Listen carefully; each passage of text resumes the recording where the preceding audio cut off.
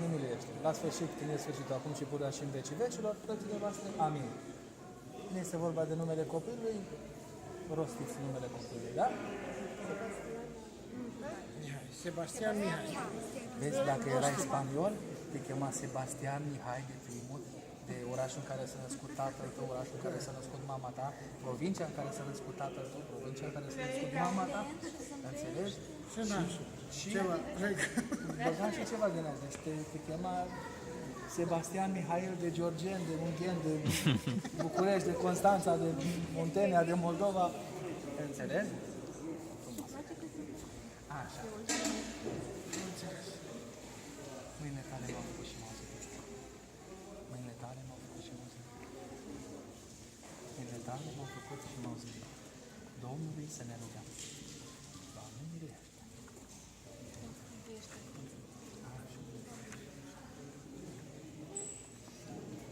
Știi crezul? Nașul mic. Nașul mic, știi crezul? Crezi că o să-l citești? Trebuie să citești. Știi să citești, da? În română, nu în engleză. Da? Poate în engleză de mai sigur. Domnul Iisus. În numele Tău, Doamne, Dumnezeul adevărului și al lumii Mântuitorului Tău și al Duhului Tău celui Sfânt, pun mâna mea peste robul Tău acesta, Sebastian Mihai, care s-a îmbrădnicit a scăpa către numele Tău cel Sfânt și a se păzi sub acoperământul aripilor Tale. Depărtează de la dânsul înșelăciunea cea veche și îl umple pe ei de credință, de nădejde și de dragoste, ca să cunoască că Tu ești unul Dumnezeu, Dumnezeu adevărat și unul născut este Fiul Tău, Domnul nostru Iisus Hristos și Duhul Tău cel Sfânt. Dă-i lui să umble în toate poruncile Tale, cele bine făcute ție să păzească, că de va face omul acesta, viu va fi prin trânsele. Scrie-l pe dânsul în cartea vieții Tale și împreună cu turma moștenirii Tale, ca să preamărească de dânsul numele Tău cel Sfânt și al iubitului Tău Fiu al Domnului Dumnezeului și Domnul nostru Iisus Hristos. Să fie ochii Tăi căutând totdeauna cu milă spre El și urechile Tale să asculte glasul rugăciunii Lui. Veselește-L pe El în lucrul mâinilor Lui și în tot neamul Lui, ca să se mărturisească Ție închinând, să fie având numele Tău cel mare și prea să te laude pururea în toate zilele vieții sale. Că pe Tine te laudă toată putere cerești și a Ta este slava Ta și a Fiului și a Sfântului Duh, acum și pururea și în vecii vecilor. Amin. Cu curaj, așa, că nu suntem pe examen. Domnului să ne rugăm.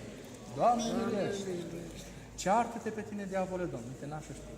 Cel ce a venit în lume s-a sărășuit între oameni ca să surpe tirania Ta și pe oameni să-i zbăvească. Cel ce pe lemn puterile cele potrivnice ce a biruit, soarele întunecându-se și pământul clătinându-se, mormintele deschizându-se și trupurile sfinților sculându-se, care a zdrobit cu moarte pe moarte și a surpat pe cei ce aveau stăpânirea morții, adică pe tine, diavol. Jură-te cu numele Lui Dumnezeu care a arătat pomul vieții și a rânduit herovini și sabii de foc ce se întorceau de frăjia.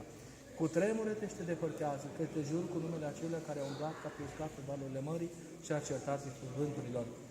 Te jur cu numele acelea care umblă pe aripile vânturilor și face pe îngerii să-i ducuri și pe slujile sale fare de foc.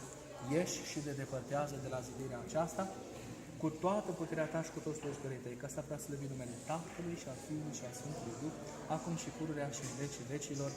Amin. Domnului să ne rugăm. Doamne, miluiește! Dumnezeule cel Sfânt, cel înfricoșător și slăvit, cel ce este în toate lucrurile și întăria sa neajuns, nepătruns, cel ce mai înainte ți-a rânduit ție, diavole, pedeapsa muncii de veci prin noi, nevrednici robului, îți poruncește ție și la toată puterea cea împreună cu Tine Creatoare să te depărtezi de la nou însemnat cu numele Domnului nostru Iisus Hristos, adevăratul nostru Dumnezeu.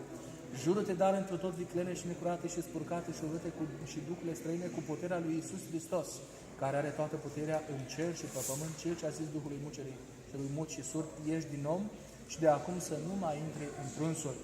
Jură-te cu patima cea mântuitoare a Domnului nostru Iisus Hristos și cu cinstetul lui trup și sânge și cu venerea lui cea înfricoșitoare, că va veni și nu va zăbovi să-și dece tot pământul și pe tine și pe toată puterea cea împreună cu tine, să te muncească în ghiena focului, dându-te în întunericul cel mai din afară, unde viermele nu doarme și focul nu se stinge, că puterea este a lui Hristos, Dumnezeu nostru, împreună cu Tatăl și cu Duhul Sfânt, acum și pururea și în vecii vecilor.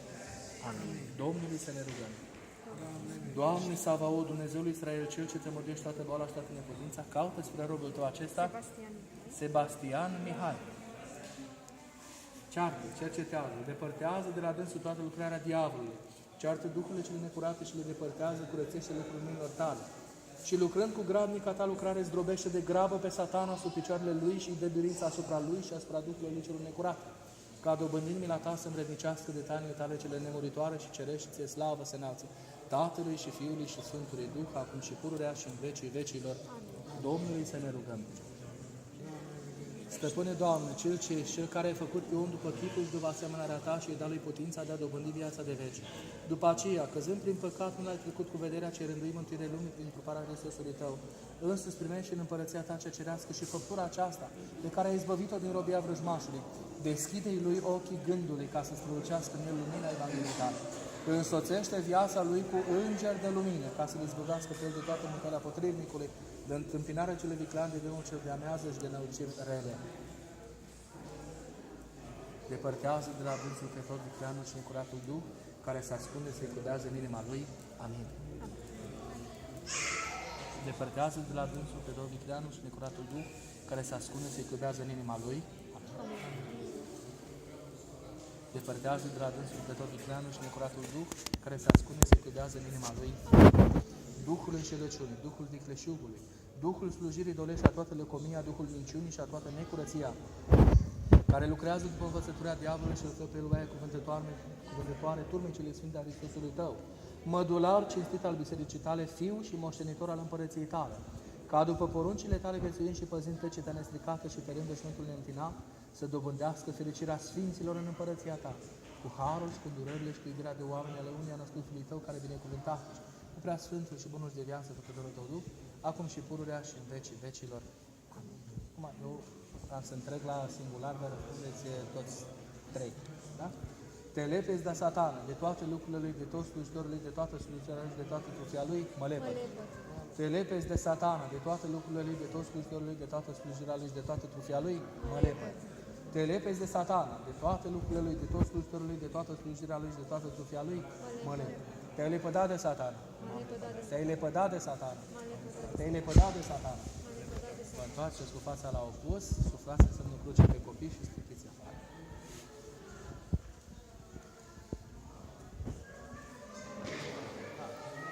Te întoarceți din nou. Te unești cu Hristos. Mă unesc cu Hristos. Te unești cu Hristos. Mă unesc cu Hristos. Te-ai unit cu Hristos. M-am unit cu Hristos. Și crezi lui, cred lui, Cred lui ca unui împărat și Dumnezeu. ca un împărat și Dumnezeu. Și acum să te văd, Mosiu. De aici. Ține-te. Cred într-unul Dumnezeu, Tatăl, Făcătorul,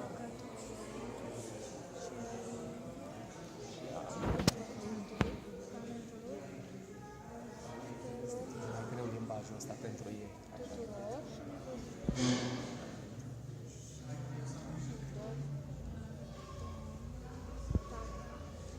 Iisus Hristos,